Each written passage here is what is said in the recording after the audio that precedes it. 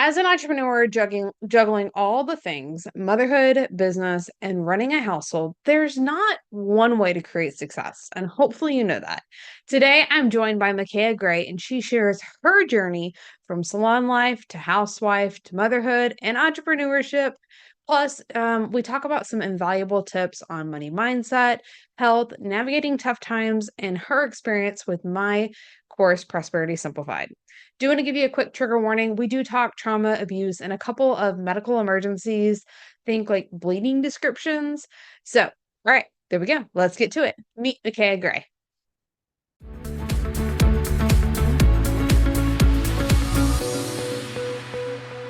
Welcome, Micaiah. I'm so happy to have you on the podcast. First question I always ask my guests is, what does your money, your life mean to you? Um, so just off the top of my head, because I haven't had a ton of time to think about this, um, I'd say that like the phrase means you need to be in control of your money and your money shouldn't be in control of you. Um, Especially when it comes to like a budget. If you don't have a budget, your money is controlling you. Um, so yeah, I'd say that's what it means to me that you need to be the authoritative person in that relationship. Um, Yeah. and one of the things I've struggled with is um, people say like money's the root of all evil, you know? And as a Christian, like I don't believe that. That's not even what the Bible says. It says the love of money is the root of all evil. So kind of tying that into that is, is your money controlling you or are you controlling your money? So Yeah. And the impact that you can make with it, money is the amplifier. So, the Good Samaritan wouldn't have been able to do that if he didn't have the funds to be able to pay for everything that he took care of. I always love starting with that question. It's fun for me to get to hear everybody's variety of answers. So thank you for sharing that. Why don't you tell the audience a little bit about what you do now? yeah, so it's been ever evolving. Right now, I am in a season where I need to be able to work from home because I'm with my kids, taking care of the house, and I just been kind of figuring out throughout my life what I want to do because I'm one of those people who's like, I like everything. I want to do this, this, this. Um, so right now I've decided that I just have this really strong passion for photography and working with people. And so I kind of went into it like, what type of photography do I want to do? And long story short, I actually want to give away to a photography course and was able to use that to like jumpstart my business into. And they're like, niche down, niche down. And I'm like, I don't know what I like doing. So I landed on couples, and decided that that was what I just loved doing, seeing the passion. Um, and so now I photograph couples and I did a wedding and decided, I'm not gonna do the big weddings. That's not for me, but I've transitioned into elopements now and I'm really enjoying where that's taking me, and hoping to get to explore a lot more this year and the upcoming years through that. Yeah, that's fun. And I always love how we transition. I mean, that's just kind of how life is. And the fact that when we were talking about setting this up, it was like we needed to record during nap time. And that was so relatable to me because that's like when I don't have somebody here to help with the kids or they're not occupied elsewhere. Like that is my time. Like we'll schedule during nap time and then the oldest can kind of supervise the middle two. And yeah, we'll keep these short and sweet for a reason, all the things. Um, Now you've had quite a story though that why don't you talk a little bit about maybe some of your background and how you feel that that's shaped who you are today? Because we've talked about, things change and all of that, but those key aspects you can share as much as you'd like or as little as you'd like, because I know we had talked a little bit about that beforehand, but those key lessons that sometimes feel like maybe they're not what we thought we were going to do in life, but then they shape us to where we want to go now. Yeah, so I'm gonna kind of start at the beginning, but try to bullet point because it'll get really long if I don't. Um, so I was actually born into a lot of generational trauma, addiction, and abuse. I lived with my birth parents for the next 5 years. We did, they got many, many chances, I should say. This was not a one and done with him. CPS was involved a lot. When I was 5 years old, they kind of had their last straw, and we were told we had one night to pack our things, um, and we were taken away. I remember some of it, but a lot of it just kind of became a blur. We went through foster care for 2 years, and we bounced from one house to another back to the first house. And overall, I'd say we're pretty lucky compared to some of the stories I've heard. Me and my sister got to stay together, and we weren't exposed to too much, but there was definitely some different things that we shouldn't have been exposed to at that age. And when we came out, we were kind of given the option of, okay, the home you're with right now is considering adopting you, but your dad's ex-wife also wants to adopt you. Do you want to explore that route and meet her? So we got to meet her, and we just kind of kept going on visits. Then we got to the point where it's like, okay, do you want this woman to adopt you? Um, which I don't know if they did it out of courtesy or, if that was actually their deciding factor, because I was only like 7 at this point. My sister was 5. So we weren't exactly at the age to make that kind of decision, but we were like, yeah, let's do it. Let's go with her. And so we started doing weekend visits, and then it turned into fully moving in with her, and then adoption being finalized. And we started off in a very, healthy relationship with her, I'd say. I was kind of pushed into this very masculine energy of, I need to fill this role in my family. I need to help. I need to succeed. My family's big with like college degrees. Like my older sister, she has, I don't even know how many degrees now. She just works and works and she loves it. And I thought that's what I was going to do too. I thought that that's what I was going to love. And so I always was like, I want to go to Harvard. I want to go to Yale. I'm like pushed and pushed myself. And it was constant like burnout after burnout, even at a young age as like a young teenager. When I was 16, I started a online boutique. This is kind of around the time where the online business stuff was getting really, really popular. Like it was starting to become a thing. People were promoting it. You can do this. Anyone can do this. And I was like, well, I'm gonna do this.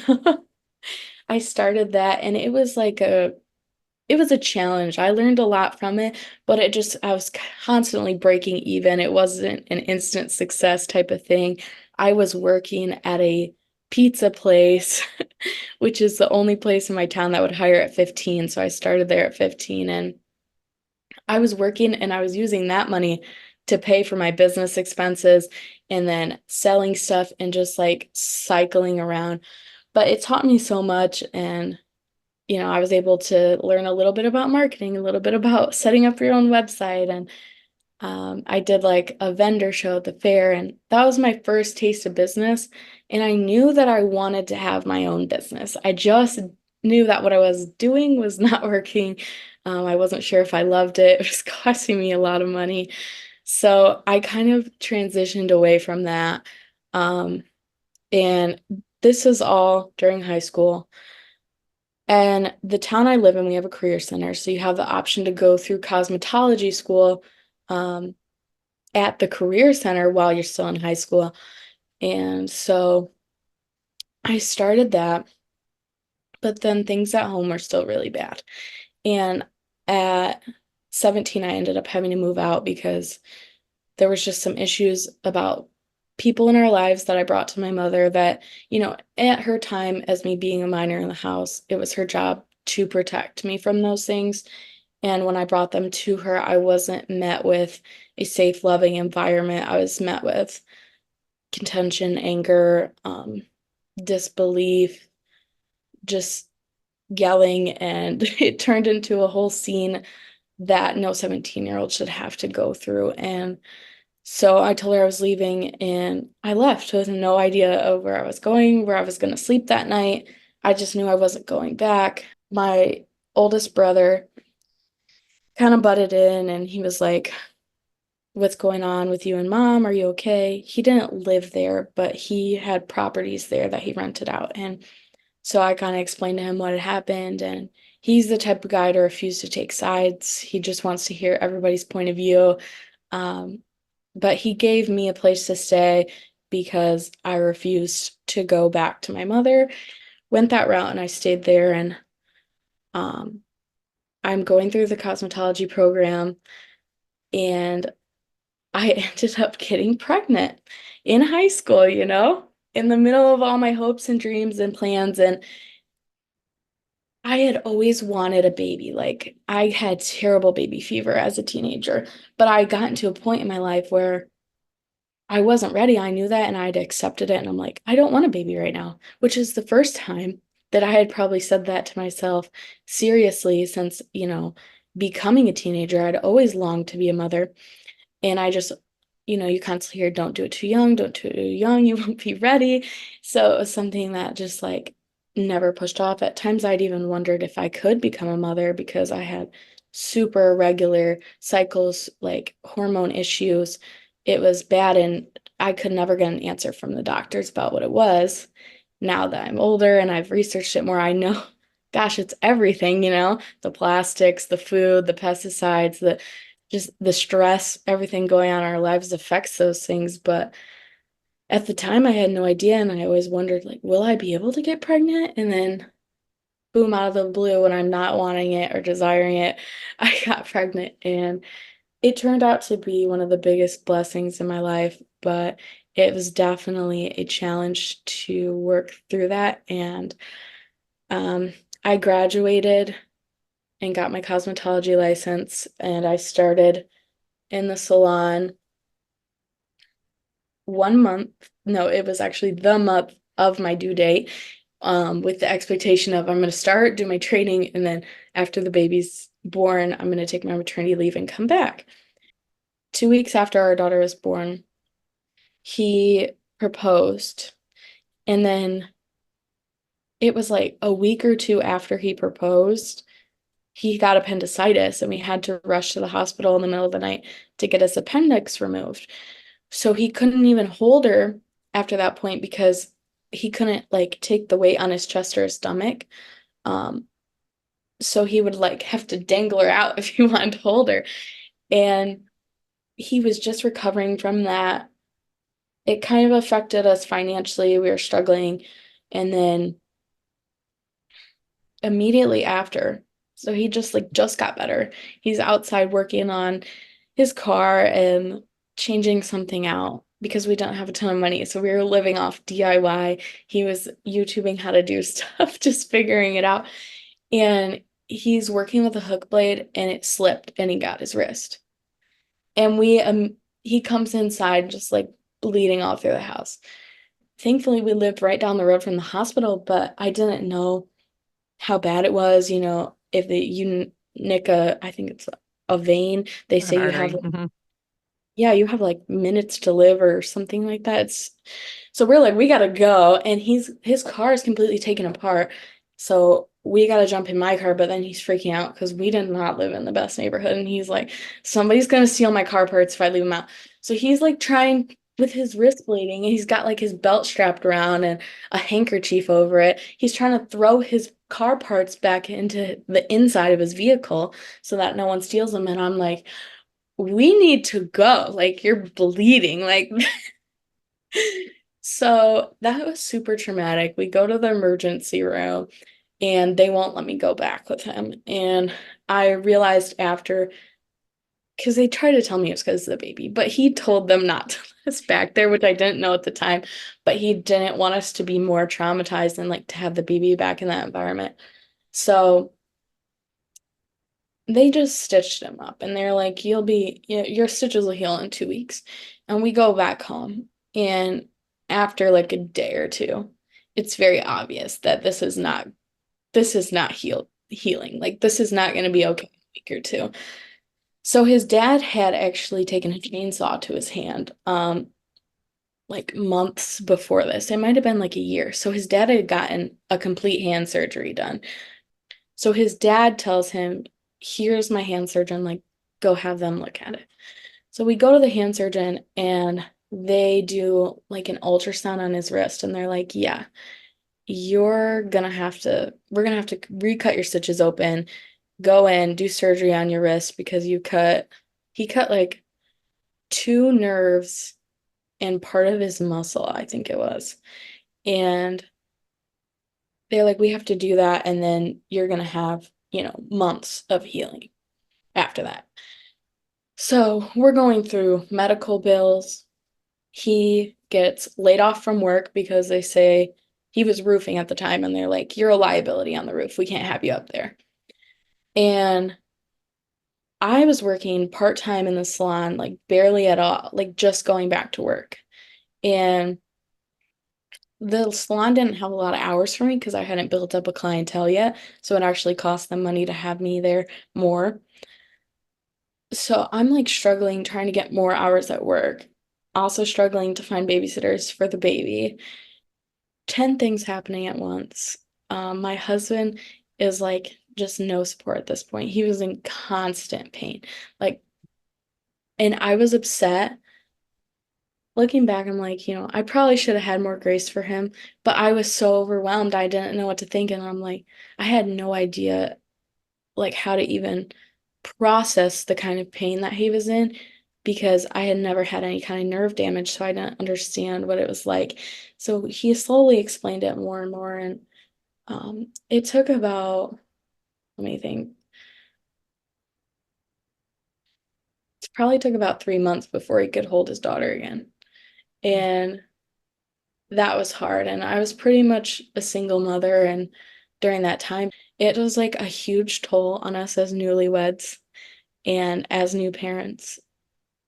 And it was terrible. Every second of it was terrible. But I wouldn't change it because as horrible as it was, it gave us such a strong foundation for our marriage because instead of going through a honeymoon phase and then you're, 7 years into your marriage and everything starts breaking down, you're like, what do we do? It was almost like we never had a honeymoon phase. Like we didn't even go on a honeymoon, actually, funny enough. We got married at the courthouse and then we went out to eat and we went home. And so it we learned very quickly how to deal with stress, how to deal with problems, what happens when you're not very proactive about how you're going to fight, how you're going to express your emotions. We learned all those things in a not fun way. And I feel like we're just getting to a point where I feel like life is kind of settling back down and we're getting into a routine and we know how to talk to each other and we know how to handle conflict. And it's such a breath of fresh air. And when we got pregnant with our second, probably like 4 months after he recovered from his hand. That pregnancy was easier than my first one, but it was harder in the fact that I now had to be pregnant and deal with the toddler. And as soon as I got pregnant, I knew, okay, it's time for me to leave the salon. Like I felt God calling me away from it. And at first I was like, is this just me because I'm hating it? Is this just me? Do I need to tough it out? So, I said some prayers and I was like, God, if this is what you want for me to do, to stay here, then please give me peace about it. Please help me to find the joy in it. And if it's not, then I pray it continues to be miserable no matter how much I try to like it. And I am not kidding. I probably waited like 2 or 3 weeks after that, and every second of it was horrible. I tried to like it, but it was horrible. I hated it every time I had to go there, and it just gave me anxiety. And I didn't like being away from my baby, and I didn't like standing there and I'm like, oh my gosh, I feel like I can't even give my clients the best of me right now because I'm just so miserable. And I'm the type of person who gets really bad sickness in the beginning of my pregnancy. So it was rough. I mean, I'm the same thankfully, way. thankfully I never got sick in front of a client, but it was just it wasn't filling my cup. And my husband was back to work. He was in a steady job now, and I'm like, we can afford to step back. It's going to be tight. We're not going to be going on date nights, we're not going to be spending money, but we can do it. And he was like, I'm happy to have you as a housewife. I just need you to actually be a housewife.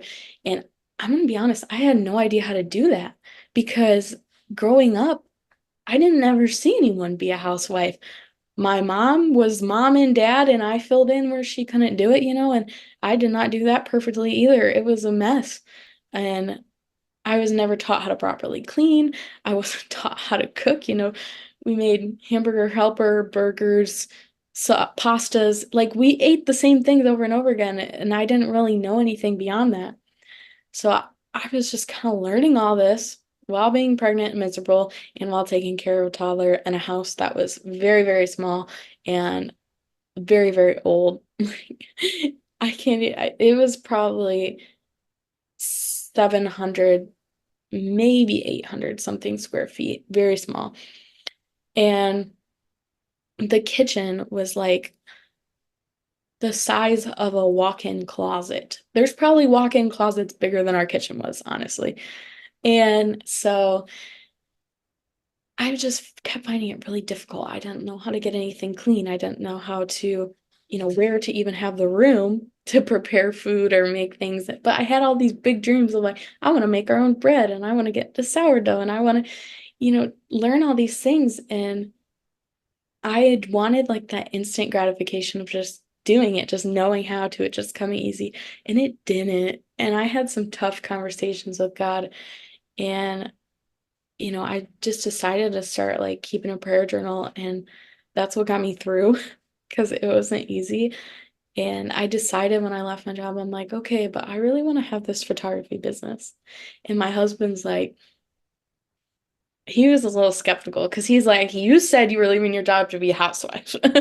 Now you're telling me you want to spend hours on your computer working. And to him, it looked like I was doing nothing. And I'm like, no, this takes time. Like, there's so much you have to do. And like, I was so overwhelmed, I didn't know how to manage my technology. And a lot of it I did spend doing nothing, if we're honest.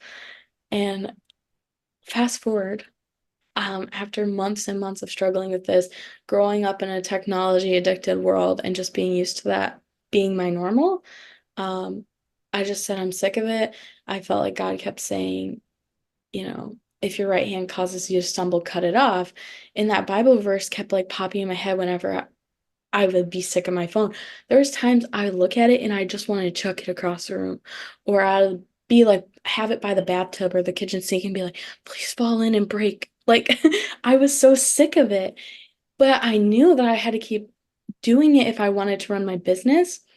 And so that's when we decided we're done with this. We're going to get flip phones, and I'm just going to work on my computer and keep my iPhone without service on it as just a Wi-Fi tool if I need to do something I can't do on my computer or to use it to GPS somewhere.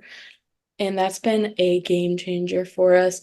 And I honestly will eventually have to write a book about all this because there's so much to say. But now, by God's grace, we are in a house that just worked out perfectly for our family's needs. And when we were looking at this house, we're like, this is at the top of our budget. Like, this is pushing it. I don't know. It has less land than we wanted, and it's at the top of our budget. So I was like, I don't know, babe. But he's like, no, this is the one. I like it. And I was like, God, is this a test for me to trust my husband? Because he thought some other houses were it that weren't it too. And so I kind of wrestled with that and everything worked out perfect. I think that is the whole rundown, but now I get to be a mom and I have two precious babies, and I am just like every other woman who's in the entrepreneur space and also a mom, still trying to figure it out. How do I do this with littles? But it gets better every day. Thank you so much for sharing all of that. There's so many points that I can resonate with throughout your story, and I'm sure that the listeners are feeling the same. So, for those that are out there that we're juggling all the things, we had the littles at home. Are there any like just tangible tips? And we talked a little bit about the electronics, and that was golden because I know that I went through some phases of that myself where it's like, okay, hey, we're going to remove this so that we're not just jumping to it instantly because we can create that addiction. Any just like quick, like, hey, this has made life game changing when I am juggling all the things with motherhood and entrepreneurship. Yes, so this is, I feel like when I hear this question, I usually hear the same answers. So I'm going to answer it a little differently because I think there's some things people don't think about. If you have a baby, a toddler, or even a kid, the best way that you can make sure that they are behaving well is by paying attention to what they're eating and what they're drinking. And I know this space gets so overwhelming for moms because there's so much information out there. Um, but I just want to give some bullet points. Carbs are not scary, but you need to make sure they're the right carbs. Don't avoid fats. Fats are so important. Don't- Yes, protein's important. That's a big thing going around right now, but don't stress out about protein. Like, yes, add it in where you can. Sometimes you got to get creative. Ask other moms what they're doing. Facebook groups are golden for this. Um, and do not feel like you need to spend bunch of money on meal plans, meal prepping, things like that, because I know from personal experience that there's so many free ones out there. And if you just go in the right Facebook groups, you just ask the right people, they'll give it to you without you having to spend money on it. Yes, there's a time and a place to spend money on those things when you're having real issues that need real professionals. But don't feel like you have to if that's not something that you're able to do at this time. Um, and I just want to throw this out there. I'm a very big fan of the Weston A. Price Foundation. And so like some people choose not to go that route. They think, don't eat raw milk or um a lot of people don't like liver or organ meats anymore because it kind of grosses them out. But liver is actually one of the most nutrient dense foods, and you can start giving it to your kids when they're babies, when they start eating food, just blend it up. You can Google right now for free a recipe how to give your baby liver meat. Just make sure you're getting it from a good source. So that would be the number one thing. And I also just want to say that going outside is such a big deal. Like, if you can find a way to work outside, do it. Like, I know I live in Michigan, so we have a lot of cold season. So sometimes that's not realistic. But like even if you have a shed, like you're still almost outside. Like or just like go outside for 15 minutes and get the sun on your skin without sunscreen, without sunglasses. Maybe you want to use those other times, but make sure you're getting like a solid 15 to 30 minutes without those things so that your skin and your eyes can actually absorb the sun because that's so important. If you're taking care of your health, then everything else will be easier. And get sleep. Get sleep, okay? I know it's hard with babies, but they sleep a lot better if you follow the first two things. You get them on a cycle where they're looking at the sun during the day and they're not during the night. And if you're feeding them properly, they will sleep a lot better and then you can sleep a lot better. Yeah. I love that you covered that and like the taking care of yourself and getting outside. And I'm in Texas, so we have like the opposite ends here. We have the cold and I have the heat. So we get I'm outside. I think it said my weather thing says it's like 112 right now, something. So we're doing it early morning or in the evening. But yes, taking care of you and prioritizing that. I know it feels impossible because your nutrition is important as well. And then of course taking care of your kids and prioritizing those things that don't feel as urgent, but they're so important and it makes such a difference. So I'm really glad that you mentioned that. Now before we wrap up here, you have grabbed my Prosperity Simplified course. a couple months back. And I'd love to hear what about that and description, whatever it was, what about that caught your eye that was like, hey, this might be a good place for that. Yeah, so I have told you some of my background, but I'm just gonna throw this in there to give you more insight. We didn't have a lot of money in any of those phases of life that I went through. It was a lot of struggling to get by. Even when my mom had money, she would pretend like she didn't. She said that um, she didn't want us to ask for this or that, so she'd be like, well, we don't have the money for that right now. And she said my sister and I used to bring her up our spare change and be like, here you go. Like, here's to help pay for the bills because we don't have any money. Like, we Mm. really, thought that even when we did have, a little extra money. And that kind of became my normal and I kind of became set in it. And I even went through a point in my faith where I was like, can I really be a good Christian if I'm making money, And I struggled with that. And I remember seeing your course in the bundle or whatever. I think it was a bundle. And I was like reading through the different descriptions of things. And I just knew that there's a fine line between what I'm not wanting to do, like idolize money and like put on a pedestal and chase after money and think that money's evil. There's a place in the middle where you can say that like money is a tool, and when I have that tool, I can do better things. I can manage it. If I'm managing it well, then I can put it towards things that are pleasing to me, pleasing to God, that help my family and help other families. So, with that in mind, and also the fact that my business was still just a baby, and even now I feel like it's a baby, but just like trying to build it up from nothing with like no ability to hire a coach or really get outside help. I was like, I need this to help change my mindset around money, but also to give me tangible steps of what to do because it's so easy to get stuck in your own thoughts, and sometimes you just need to hear someone else's voice. So good. I love that. So somebody who's in the similar space that they don't feel like, um, our money mindset is formed by about the age of 7, and we are so impacted by those things that we've seen growing up, and there's so many different things there. So somebody who's feeling like that, I don't want to say hopelessness, but that's the word that's coming to mind here. Like that feeling there, we're stuck. What are there any words of encouragement, anything like that you would want to leave with them? Yeah, so I'm gonna give two separate pieces of advice to two separate groups of people. So if you are a Christian and you maybe struggled with that side of it, then I would say you just need to realize that it's more about what you're wanting the money for that than how much money you're gonna have.